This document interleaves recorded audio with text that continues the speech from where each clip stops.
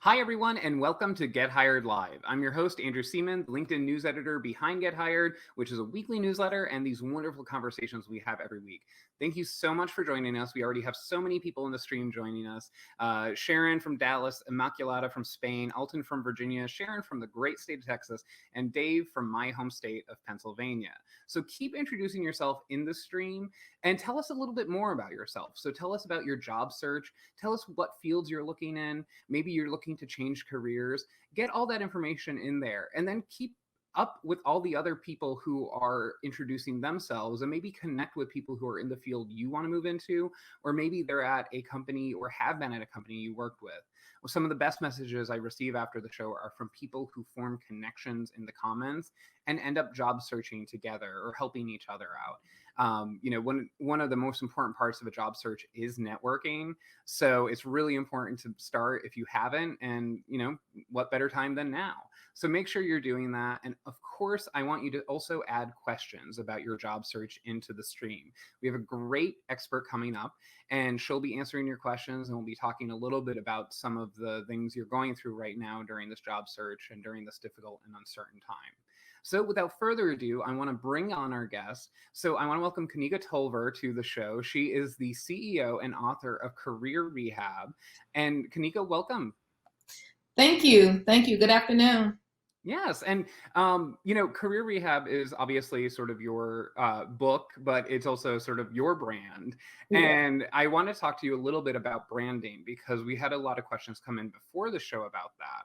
And I think a lot of people, unless they're maybe in a public facing role, like obviously I do this in front of a lot of people, so I have a brand, but maybe people don't think they need one. So why do job seekers need a personal brand? I think job seekers need a personal brand because no matter what role that you're in, this is a great time to set yourself apart from other applicants. This is an amazing opportunity to show your expertise and knowledge. So whether you're in a senior role or a mid-level role, this is an amazing opportunity to do that. And I think it really helps you be marketable and to land the job of your dreams. Got it. And can you give us an example of what a brand would be for a person? What should they be doing to build a brand? So if you're in tech, you could have a blog. You can use LinkedIn posts, because there are a lot of amazing ways to post articles. You can create white papers. You can, do presentations and talks. This is what puts you out there so people can see your expertise and knowledge. And sometimes recruiters and hiring managers, they are so happy to see that you are passionate about your industry. I think that's great advice. And what's really interesting is, I came from the world of journalism, and I was a health reporter for a very long time. And it was always interesting because there were subgenres of medical reporting. So, I knew people who specialized in reporting only on viruses, only reporting on poisons and stuff like that. And that was their brand. And the way they did that was that's what they wrote about. That's what they posted online about. So on their Twitters, on their Facebooks, on their LinkedIns, that's what they were actually talking about. And over time, they become known for that. So I think that's great advice. Yeah, and so let's jump into some of the questions. I again want to welcome everyone to the show. If you're just joining us, maybe you're joining us a little bit late. I'm Andrew Seaman, LinkedIn news editor for job seekers and careers, and I'm joined with Kanika Tolver, who's the CEO and author of Career Rehab. And we still have people joining the stream. It's so great. We have Phil from California, Michael from Ireland, Tamanya from New York City representing here, Juan from Oregon, and Karen from Ohio. So welcome all. And I think let's start with a branding question, since we were already on that topic. And Tara asked, how can a person with a lot of short-term jobs in many areas build a brand if they want to move into a specific area? So I think a lot of people, maybe they're consultants or they have gig economy jobs, but they have a specific thing they want to do in mind. How do they break through all those small jobs and start building that brand for the big get, kind of? So I like to think about short-term roles or the gig roles is like, you're building your brand by dating jobs. You're getting all this expertise and knowledge, and you're being able to get it at a faster rate, right? Because you're on short-term projects and you're moving on to the next job and the next job. So what you want to do is you want to take those skills and that knowledge and you want to align it with your ideal career goal or brand. So you want to identify what is transferable from those short-term projects that I could, be able to put on my resume and my LinkedIn profile that aligns with the personal brand that I want for my career. We don't want to discount the fact that you had short-term roles. We want to make sure that people know that you did some amazing work on those short-term projects. Definitely. So that's sort of like picking out the bits and pieces inside those short-term jobs that add up to the big one. So even if you were doing something else, if a little part of that would help you get to that other job, you sort of focus on that, right? Yeah, because it's going to all eventually add up, right? So if I had a lot of different short-term roles, whether it's a 6-month contract, a 3-month contract, or a gig economy role, it's about bringing the story all together for your personal brand so you can make sure that you're telling it correctly. And some things are applicable and some things are not. But I think it's about dissecting and understanding what is in the job description and what did I do on those short-term opportunities that aligns with my ideal job that I want. That's great. I always tell people think of themselves as baskets. So you have Right. all these like skills that you could sort of take out of your basket and put toward another one. So I think that's great advice. And then we have a question here from Adriana, and I'm sorry if it's noisy here. There's a street cleaner going by. So if you're, it's the Symphony of New York City. So Adriana has a question. Can you explain fixing your resume for a specific job, but what do you then do about your LinkedIn because you can't change that for every job? I think that's probably something a lot of people run into where, they customize their resume, but they can't customize their LinkedIn for every job they're applying for. So I think it's important to maybe tell the story with sprinkling a little bit of everything that you've done on your LinkedIn profile. So recruiters and hiring managers don't miss out on everything that you've done. So without being redundant and without, being clear and concise, make sure that your LinkedIn captures everything that you've done, even if you have resumes that are specific for a role or industry. I'm not a big fan of having resumes for a lot of different roles. I think it's important to tell the story in one resume and to make sure that you understand what you're applying to. And if there's several different types of roles, you have several different types of skill sets and technologies and duties and responsibilities listed on your LinkedIn profile that kind of can tell the overall story without you having to constantly keep your LinkedIn profile updated so often. Yes, I think that's really important advice, especially because I think a lot of people, they don't want to be changing their LinkedIn probably every day, No. at least their profile. No.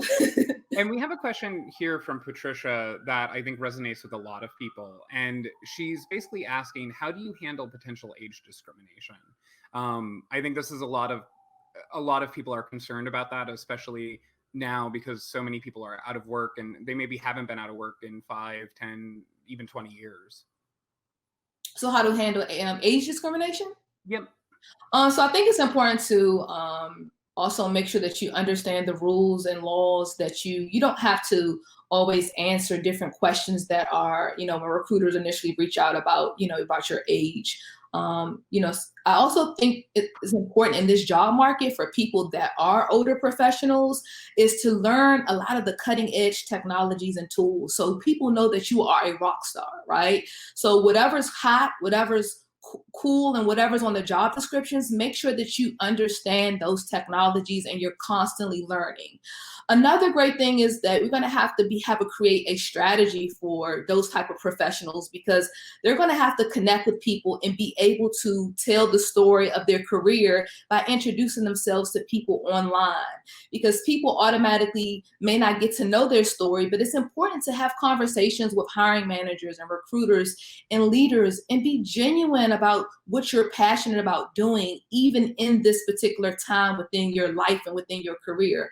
I think there's a lot of value that people bring from having a lot of experience that they need to hook it in and connect it directly to the organization's goals and that job. So they can show that they are the rock star, no matter what age they are, they are still a rock star and they deserve a fair chance.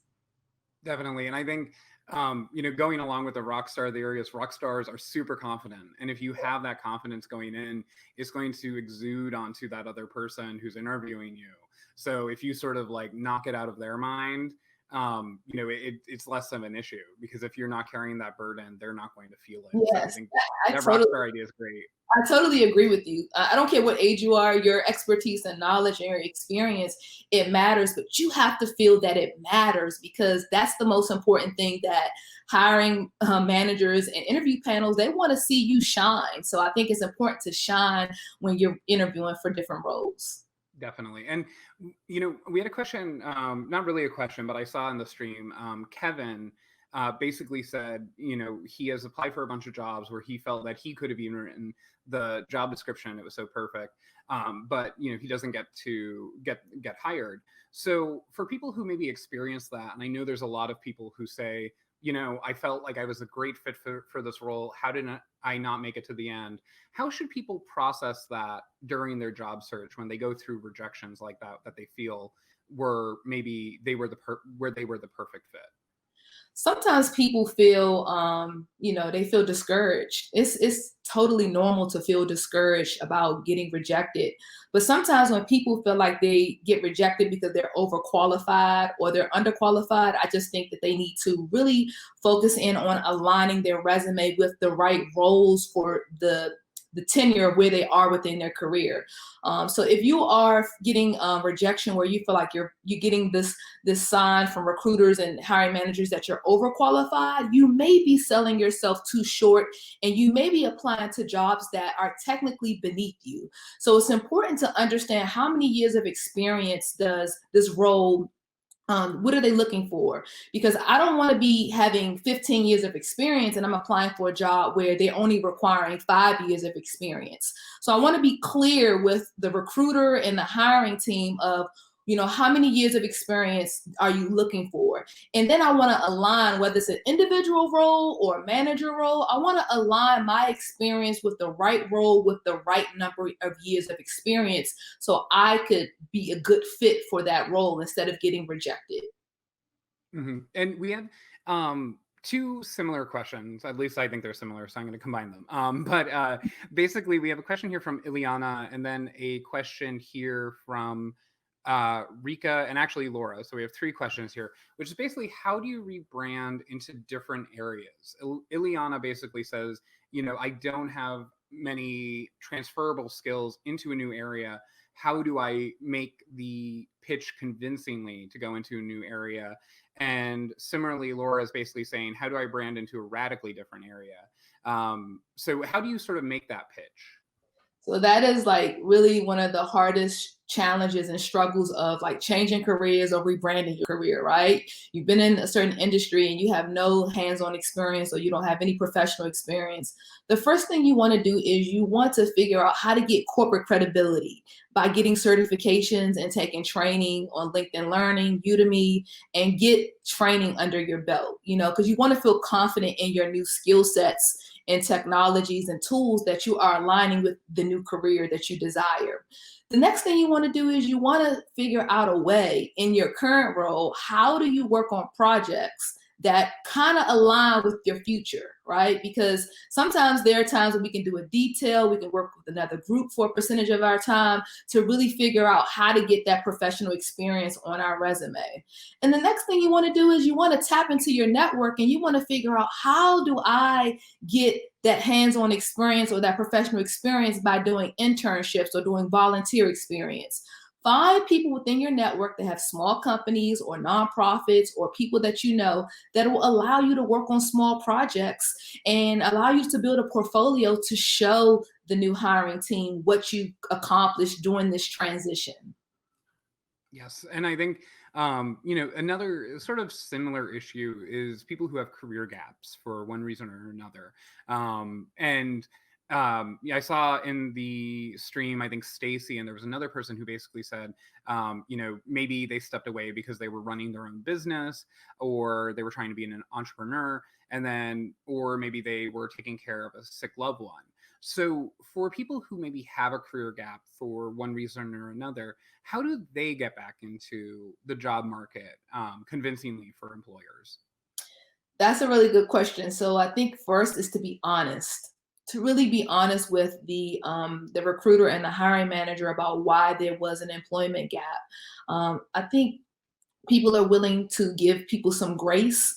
And I think if you really can update your resume and identify the things that you did in your business when you were entrepreneur that are transferable for your career goals or that new role, or if you can identify, things that you worked on or you volunteered and you did while you were unemployed. Maybe you had a baby and you didn't work, but you did other things in your community. I just think it's important to figure out a way to strategically hook in the things that you were doing while you were not working with your new goals that you have or the new roles that you desire. But honestly, if you were sick or you were taking care of a loved one, I just think honesty is the most important thing that we can do when we are looking for a new role in those types of circumstances.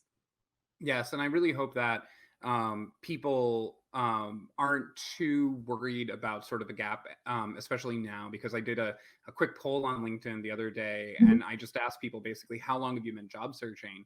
And the majority now are sort of in that 1 month to 6 month period of job searching. So, before that used to be a really big stigma, but there's so many people who've been out of work at this point because of the pandemic that I think a lot of people are going to be more forgiving about that too. So I totally agree. I totally yeah, agree. While you're having that time of doing your job search, get new skills, get new certifications, continue to just level up yourself, because that'll be the most amazing thing that you can add to your resume to show people that you were doing something while you were not working. yes. And also, and I think, it doesn't have to necessarily be online learning or something like that. There's a lot of local programs that have, online courses or online programs and apprenticeships. So that's also something to check into in your local backyard, basically. Yep. And we have a question here from Tracy and Sandra, which is, how do you access the hidden job market? And before we go on, I'm just going to mention quickly that Mondays Get Hired, my newsletter, is actually going to focus on the hidden job market. So, stay tuned for that too. But how do you find the hidden job market and how do you access it? So what is the hidden job market? Because I've never heard of that term. I think the hidden job market is mostly like jobs that you haven't been posted publicly yet, but or maybe they're internal for the time being. So how Oh, do you get an edge in finding those jobs? okay. So I would like to refer to the hidden job market as like, the internal roles or connecting with people that already work for those companies. So I really like the idea of connecting with people on LinkedIn that work at companies that I desire to work for, and they may have the inside information about jobs that are going to be posted or jobs that are coming out. They know what the budget is. They know, their hiring manager may have already given them information about an opportunity. So what I think is a good idea, if I want to work for Deloitte, let me connect with people that work at Deloitte and let me see if I could pass my resume to them so I can tap into those hidden market where I can get access to those roles before they get released to the streets, the internet streets. Because it's important to know that a lot of times internal referrals is how a lot of people get their jobs before anyone else sees the role. So I think it's important to connect with people at the companies that you desire to work for and introduce yourself and let them know, what type of roles you're looking for. Yes, and also I agree. The term "hidden job market" is actually terrible, based on sort of what I've been reading and looking into over the past couple of weeks. So I I mean, agree. you told me something today. I thought I was the expert, but maybe you guys are the experts. No, I agree. The term is not ideal. That's scary. Yeah. and we have a question here from Steven, and I think this goes back to the ageism question I think a lot of people are concerned about, which is how far back in one's 30-year career should one put on a resume? So, maybe a person has had a job like every 5 years or every 10 years. That still eats up a lot of space. How should people handle that on their resume? I like the rule of going back 15 years, but it's a possibility that you could have been in one role for the last 15 years and maybe you had other roles, prior to that. So I like the role of maybe 15 years. Because if you had a lot of roles, and your resume is going to get to be like 2-3 pages long, and I think a resume that's about 2 pages is good enough. I think people really just want to see what you did in the last decade. Um, I think sometimes leaving our very entry level positions back to when we first got into the industry, you don't really need to add those things to your resume. So you don't need your full 25, 30-year experience listed on your resume. If that comes up in the conversation, it's fine to have that conversation about your experience at the interview. Yes, and I know even I've been working professionally for about like 10 years now, and even I sort of had to reach the point where those internships during my first few years had to drop off, and I felt so bad because they're such a big part of your career. You're like, oh, I don't want to let them go, but you eventually do. Yeah, I had to cut mine off too. Yeah, and we have a question here, and this goes back to the branding idea. And this is from Al. How do you brand yourself in a certain way yet avoid being defined by it? And basically, it looks like his concern is that if a manager is looking for an exact match, you may brand yourself outside of that area. So, how do you create a brand that is broadly applicable but unique enough to define you? So that's a really good question, because sometimes we look at brands as having unique experience, and it's very tailored, it's very focused. So I think it's important to also have other skill sets and knowledge that's a part of the brand. You may be stronger in one area, but you may have other knowledge and expertise and technologies and tools and things that you've done that still needs be a part of the branding story for your job search. So it's important to capture that on your LinkedIn profile and on your resume in a way to let the employer know that I just don't know one thing, or I'm just not known for one thing, but I can do 2 or 3 or 4 or 5 other things very well. Sometimes we want to have things that are just our passion, like we're passionate about a certain thing within our industry. It's fine to make that like the head runner of your brand, but you also want to be able to have a diverse set of skill sets that is applicable to many types of opportunities that you desire to apply for. Yes, and we also had a question here that I think some people it'll come up for several people. And again, sorry about the sirens, New York City. But when it comes to being overqualified, this is from Gustavo. How do you overcome being overqualified? Because some people might say, this person, has too much experience for this job. But how does a person sort of communicate that they want a job even if it's a little bit below what they could get other places?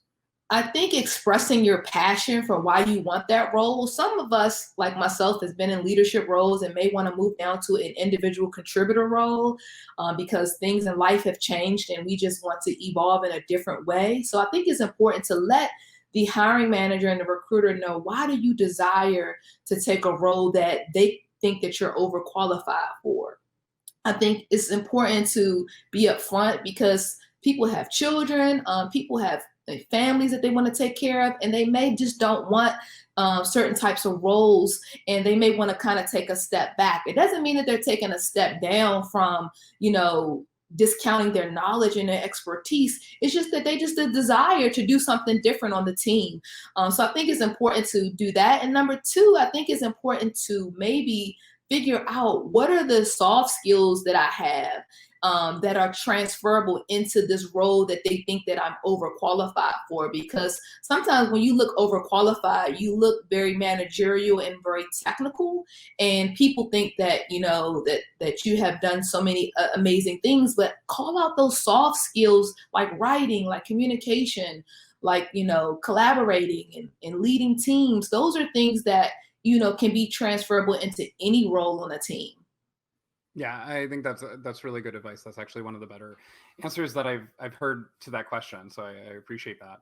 And then we have a question from James about the balance between networking versus applying to jobs. And I always stress the importance of networking, but how should people balance that? Basically, they want to build their network, but they also want to make sure that they're getting their applications in. How should a person sort of approach that? I think your job search strategy and your networking strategy should be in alignment with one another.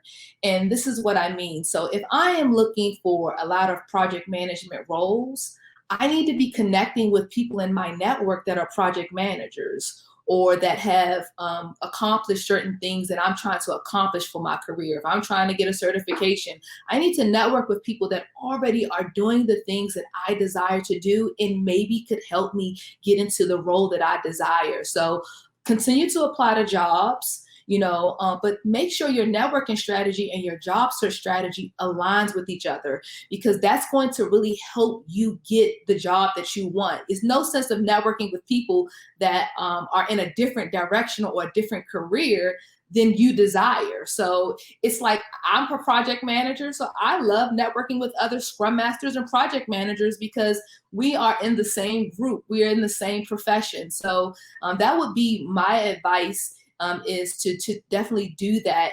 And if you're creating a job search strategy, make sure you guys that you are having 5 to 10 different job titles that you are using.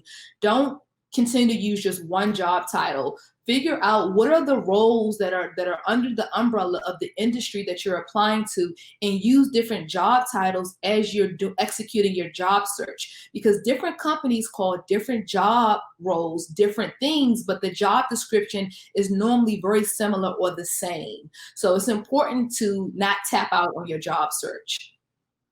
Yes, and I think, I heard from someone actually this week who said, they don't like networking. They don't feel like they can really work it into their schedule. So one thing that I do is I plan out my day almost, half hour by half hour, sometimes 15 minutes by 15 minutes. And I put in breaks into the schedule. And if there's a task that I don't want to do, I put it on the schedule, and it makes me do it, because you see it. And I like, even if it's something I don't want to do, I leave like a half hour for it. So that way, if I want to basically, play on social media or something like that, even though that's kind of my job, I'll eventually get it done, because that's the set of time that I allotted for it. So, even if you put it on your schedule, you can get it done by just sort of putting it. I actually do the same thing, Andrew. I think utilizing LinkedIn and utilizing social media is a very good way to network with other professionals. So I would say craft a message, a template message that you can use over and over again, and edify the person that you're contacting, and make sure that you connect with them in a way that they feel like is real and is genuine, and network with strategy and with intent, and just carve out, like Andrew said, a couple of maybe 30 minutes to an hour a day. It will really help you to get into the rotation of doing it. The same way we carve out time to work out, I think networking will just become an amazing experience for you when you do it in a very scheduled or repetition way. Yes, and this is also for my colleagues watching. This explains why my calendar usually looks full, even though I'm just writing. And we have a question, and I think this sort of applies to the networking aspect of things, which is how do you get to the right person when you're looking to ask about a job? So a lot of people, or a lot of job listings, they don't actually list who is doing the hiring. So how do you find that person, or how do you get into sort of the company, your foot in the door, to ask about that? How do you play that networking wise? So I think it's important to, like, if you're looking to connect to the hiring manager or the lead recruiter, it's important to search for the recruiter and the company name in LinkedIn, and try to connect with as many of those recruiters or HR specialists or HR representatives at that company. Because if you do that, then you can introduce yourself with that introduction message, and you can let them know that you found a specific role, and they can try to route you to the right person that is hiring for that role or leads that team. And you can figure out, what is the best way to set up time to talk to them via Zoom or have an introduction call. So if you're looking to get a job at Google, you're looking to get it in the DC area, you want to look for all of the DC Google recruiters, right? Because they're the ones specifically hiring for the DC roles. So that would be the best approach.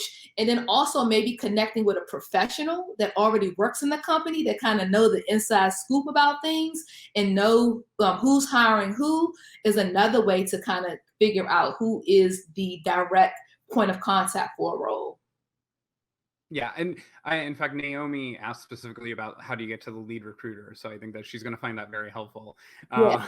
Yeah, so connect with all the recruiters, and then one of the recruiters is going to say, "Hey, this belongs to Andrew, or this belongs to Kanika," and then it'll just cut out all that middleman communication. Yeah, and I think it comes down to the idea of sort of how big of an ask it is for your network. So I always think of like when you have a network of people or a relationship with someone, you have to make the ask proportionate to the relationship. So if you just met someone, you can't ask them for a job immediately because that's going to turn them away. But if you kind of know someone, the ask could be, hey, listen, do you know the recruiter for this job? I just want an introduction. I don't want a referral or anything. And that's such a soft ask that I think it's a successful one for a lot of people. Yeah, I think so. And I think recruiters are happy that you are kind of helping them do their job. So I think that they will be happy that you found a role that they're not in charge of hiring for, but they will be happy to route you to the right person who can actually help you. Yeah. And our half hour is basically almost up, but I wanted to see, is there any other tips that you have sort of for job seekers that you think they should walk away with? One of the things that I'm really passionate about encouraging all of us to do, including myself, is this time is a very, very it's a lot going on in the world. It's a lot going on in people's lives, but I just want to encourage you guys to turn your anxiety into accomplishments. Figure out a way to carve out time to make your job search effective, make networking a priority, and make time for learning new skill sets so you can get into that new job or getting into that new industry. I want you guys to stay encouraged. I want you guys to stay empowered. Be a brand and not an employee, and you'll always be able to get a job. I think that's fantastic advice. Thank you so much for joining us. And I hope everyone follows you. You could find Kanika's LinkedIn profile link at the bottom there. She is the CEO and author of Career Rehab. So thank you so much, Kanika. Thank you, Andrew. I appreciate it. Yes, and thank you all for joining us again for Get Hired Live. I really appreciate your time. And if you haven't noticed, my colleagues Stephen and Juliet, who are our producers, and Juliet is the wonderful person who surfaces all your questions to me during the show, they have dropped in links into the comment section to remind you for next week. We have Chris Villanueva, who is the founder of Let's Eat Grandma. He's a resume cover letter specialist, but he knows all about job searching. So we'll have him on the show. So click that link, click remind me, and you'll get notified when we go live next week on Friday, August 28th at 12 p.m. And as always, I want to ask you to be safe, be well. You can only get a job. You can only be a good candidate if you're well enough to do so. So make sure you're following the recommendations of your local government and health officials.